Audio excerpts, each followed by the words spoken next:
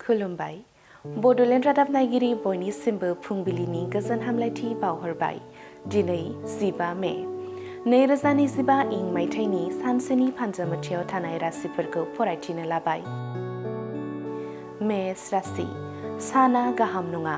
गुबुननि सायाव फोथायनाया खैफोदाव खोख्लैनो हागौ। लोगोआनो फोथाय खेबस' खालामगोन। वृष राशि गोसोआव गोजोननाय मोनगोन।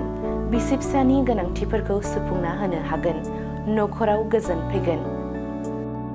मिथुन राशि साना गुलाय गुजाय जागोन। गोसोआव अहंकार सानस्रि हाबगोन। गुबुननि सायाव अनागारि खालामफ्लांनो हागौ। कर्कट राशि आनजाद होनायाव उथ्रिसारनो गोब्राब जागोन। मावनो लानाय हाबाखौ गोरलैयैनो मावफुंनो हानाय नङा। गोसोनि बायदि सानस्रिया गोजोन गैयै खालामगोन। सिंह राशि गोसोआ जिंगायाव थागोन। संसार जानायाव गुलाय गुजाय जागोन। बिसि फिसाय नांज्लायफ्लांगोन। कन्या राशि लामा दावबायनायाव हेंथा सोमजिगोन। थांखि लानाया फैमाल थांगोन। सानै हयै सोलिनांगोन। तुला राशि जेंना जेंसिजों जुजिनो गोनां जागोन। खाथि सोमोन्दोनि सुबुंफोरजों फोथाय खेबस' सानजागोन। गोसोखौ गोरा खालामना सोलिनांगोन। वृश्चिक राशि लामा आन्दायगोन। मोजां गाज्रि बुजिनो हायै जागोन। नखरनि गेदेरफोरनि बोसोन लानाया गोनां। धनु राशि साना गाज्रियै बारलांगोन। गुबुनजों सोंखारि जागोन। रोंगौथिनि सायाव गुबुनजों सन्देह खालामजागोन। मकर राशि इसोरनि बोर मोनगोन। गोबां रां आरजिनो हागोन। गोनांथिखौ मोनफुंजोबगोन। कुम्भ राशि रां रुफा आखायाव फैगोन। गुबुननि मदद खालामनो हागोन। देहा मेलेम गोग्गो थागोन। मीन राशि बेसेन गोसा मुवा खोमाफ्लांगोन।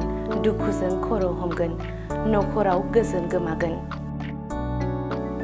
दिनैनि राशि फरायथिनाया एसेनोसै। बेजों लोगोसेनो दिनैनि साना बुहुमनि साफ्रोमबो सुबुंफोरनि थाखाय गाहाम जाथों बेनि थाखाय बड'लेण्ड रादाब नखरनि जानानै इसोरनि खाथियाव आरज गाबनाय थाबाय। गोजोन्थों। कम्पिउटार कर्सनि सोलोंथाइ लानो गोसो गुदुं सुबुंफोरनि थाखाय गोजोनथाव खौरां। कम्पिउटार कर्सनि थाखाय बेसेन नाङा जासे मुं थिसननायनि खाबुखौ लानानै फैदों क'क्राझार सहरनि खोदोमथलायाव थानाय MS फ्लाइं रुट इनस्टिट्यूशना। बयखौबो बेहाय क'क्राझार सिङाव थानाय खोदोमथला फ्लाइं रुट इनस्टिट्यूटआ हस्पिटेलिटी मेनेजमेन्ट आरो एभिएशननि अनगायै कम्पिउटार कर्सखौबो लन्च खालामनाय जादों गोदान। बेहाय दा फ्रि एडमिशन सोलिगासिनो दङ। जेरै जोङो JavaScript, web designing, CC programming बेखौ गासिखौबो होनाय जागोन। जायफोर केन्डिडेटफोरा गोसो दङ बेहाय माने थाबैनो रेजिस्ट्रेशन खालामनो हागोन।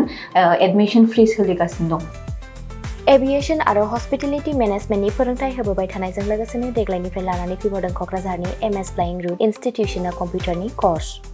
आखा-फाखा रोंग'सार फोरोंगिरि आरो मोजां खाबु थानाय बे फसंथानाव PGDCA, DCA, CCA, JavaScript, web designing, CC programming, illustrator, stenography with typing बायदि बायदि कम्पिउटार कर्सफोरनि फोरोंथायखौ नोंथांमोननो होनो थाखाय बे समाव नेनानै दङ क'क्राझारनि खोदोमथलायाव थानाय MS फ्लाइं रुट इनस्टिट्यूशना।